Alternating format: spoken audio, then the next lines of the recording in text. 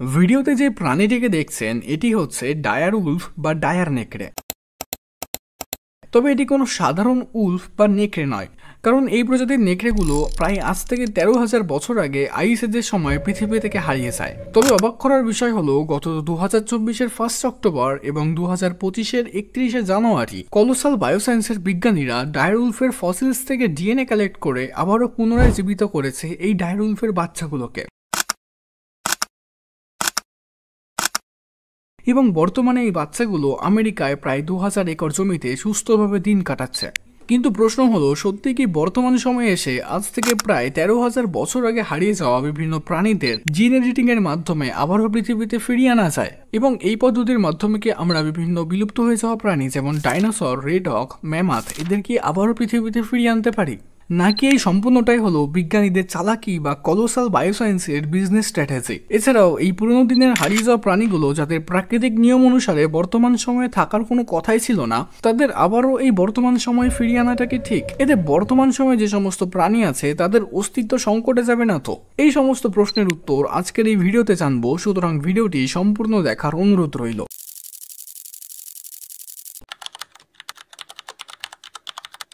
আজ থেকে প্রায় 10 থেকে 13,000 বছর আগে আইস এজের সময় এই ডায়ার উলফগুলো পৃথিবীর বুকে বাস করত এবং এই ডায়ার উলফগুলো দৈর্ঘ্যে প্রায় 6 ফুটের কাছাকাছি ও ওজনে প্রায় 70 থেকে 80 কেজি ছিল এবং এদের দেহের গঠন এখনকার দিনের নেকড়ের থেকে অনেকটা বেশি বড় ছিল ও পেশিবহুল ছিল ও এদের চোয়ালো দাঁত এতটাই শক্তিশালী ছিল যে এরা নিমেষের মধ্যেই যে কোনো প্রাণীর হাড়কে গুঁড়ো বা পাউডার করে ফেলতে পারত। কিন্তু পরবর্তীকালে ক্লাইমেট বা পরিবেশ চেঞ্জ হওয়ার কারণে আস্তে আস্তে এদের বসবাস করার অনুকূল পরিবেশ নষ্ট হতে থাকে এবং এদের শিকার বা খাদ্য আস্তে আস্তে হারিয়ে যায় ও পৃথিবী থেকে সম্পূর্ণরূপে হারিয়ে যায় এই ডায়ার উলফ। এরপরে এই ডায়ার উলফের হারিয়ে যাওয়ার পর 1854 সালে দ্বিতীয় বিশ্বযুদ্ধের সময় আমেরিকার ইন্ডিয়ানা অঙ্গরাজ্যে জোসেফ লেইডি প্রথম ডায়ার উলফের ফসিলস পায়। এছাড়াও এরপরে 1870 সাল এবং 1908 সালে জন ক্যাম্পবেল ক্যালিফোর্নিয়া থেকে ডায়ার উলফের জীবাশ্ম বা ফসিল সংগ্রহ করে। এরপর থেকেই শুরু হয় ডায়ার উলফকে ফিরিয়ে আনার প্রচেষ্টা। কলোসাল বায়োসায়েন্সের বিজ্ঞানীরা এই ডায়ার উলফকে ফিরিয়ে আনার জন্য সবার প্রথমে ডিএনএ কালেক্ট করে।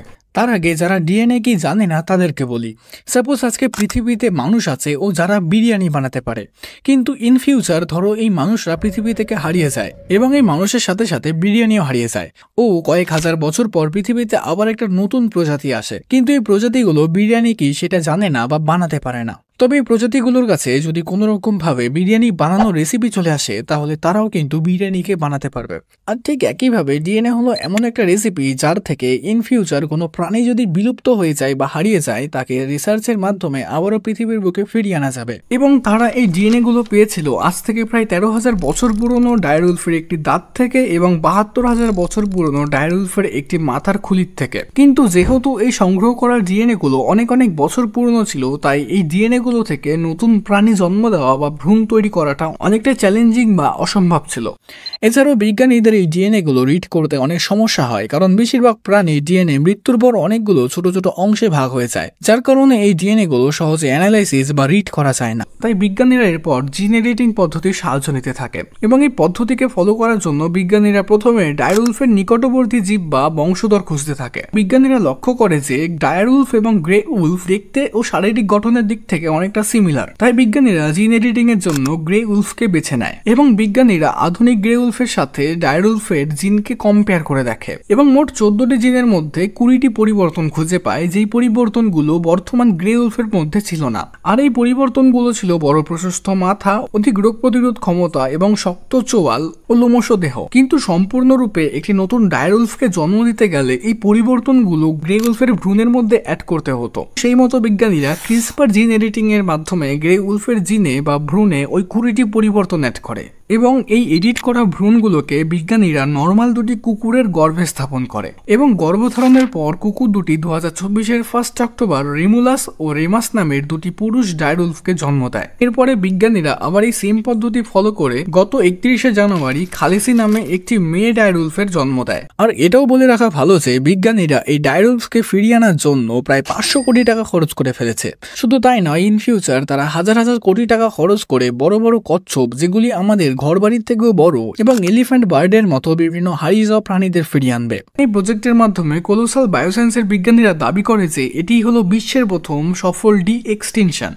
To a surrogate maternal host who's going to eventually give birth to our direwolf.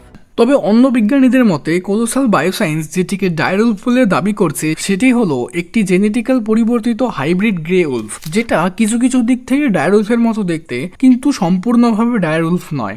এছাড়াও তারা এটা মন্তব্য করেছে যে এই ঘটনাটি সম্পূর্ণ হাইপ তৈরি করা বা পপুলার হওয়ার একটি রাস্তা, যার মাধ্যমে তারা পপুলার বা হাইপ তৈরি করতে চেয়েছে। যদিও এই মন্তব্যের এখনো পর্যন্ত কোনো সত্যতা বা বৈজ্ঞানিক ভিত্তি পাওয়া যায়নি।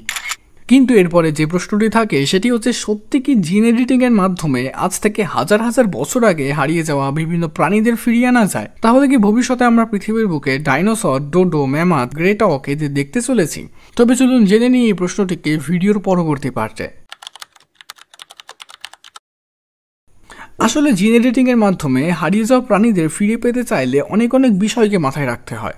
ডায়ারউলফকে ফিরিয়ে আনা হয়েছিল জেনেটিক মিমিক্রি পদ্ধতিতে।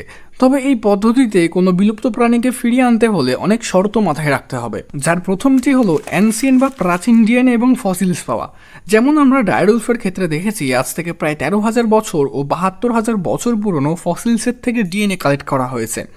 যদিও এই সমস্ত ডিএনএগুলো অনেক পুরনো হয়ে যায় তাহলে ডি-এক্সটিনশন সম্ভব নয়। যেমন ডাইনোসরের ফসিলস প্রায় আজ থেকে 1 মিলিয়ন বছর পুরনো ও ডাইনোসর 66 মিলিয়ন বছর পুরনো, তাই ডাইনোসরকে ফিরিয়ে আনা প্রায় অসম্ভব। এছাড়াও প্রাচীন ডিএনএ ছাড়া সিমিলার প্রাণী এবং সারোগেট বা মাদার অ্যানিমাল প্রয়োজন হয়ে থাকে একটি সফল ডি-এক্সটিনশন করতে হলে। কিন্তু সবথেকে গুরুত্বপূর্ণ বিষয় হলো, কিছু বিশেষজ্ঞরা মনে করছে বিজ্ঞানীরা যদি ভবিষ্যতে এরকম ভাবে বিভিন্ন বিলুপ্তপ্রায় প্রাণীদের ফিরিয়ে আনে তাহলে তারা পৃথিবীর বুকে এক অন্ধকার ডেকে আনছে। যদিও এর উপযুক্ত কিছু কারণ আছে। ইমাজিন করো একটা সময় আসলো যখন বিজ্ঞানীরা পৃথিবীতে ডাইনোসর, ডোডো, ম্যামথেদের ফিরিয়ে এনেছে। কিন্তু এই ধরনের বিলুপ্তপ্রায় প্রাণীগুলোকে বর্তমান সময়ে ফিরিয়ে আনলে সবথেকে বড় যে সমস্যাটা হবে এদেরকে কন্ট্রোল করা। কারণ এই প্রাণীগুলো টোটালি একটা আলাদা ইকোসিস্টেমের এবং আমরা একটা আলাদা ইকোসিস্টেমের। আর এই প্রাণীগুলোর বেঁচে থাকার জন্য যে সমস্ত বাসস্থান, খাদ্যগুলো প্রয়োজন ছিল সেগুলো প্রায় আজ থেকে হাজার হাজার বছর আগে হারিয়ে গিয়েছে। এই প্রাণীগুলো ফিরে আসলে সবথেকে বেশি ক্ষতিগ্রস্ত হবে ইকোসিস্টেম বা বাস্তুতন্ত্রের। ও বাস্তুতন্ত্র ক্ষতি হওয়া মানে এই বর্তমানে যে সমস্ত প্রাণীগুলো আছে পৃথিবীতে, যেমন বাঘ, ভাল্লুক, জেব্রা, এই সমস্ত প্রাণীগুলো আস্তে আস্তে পৃথিবী থেকে হারিয়ে যাবে।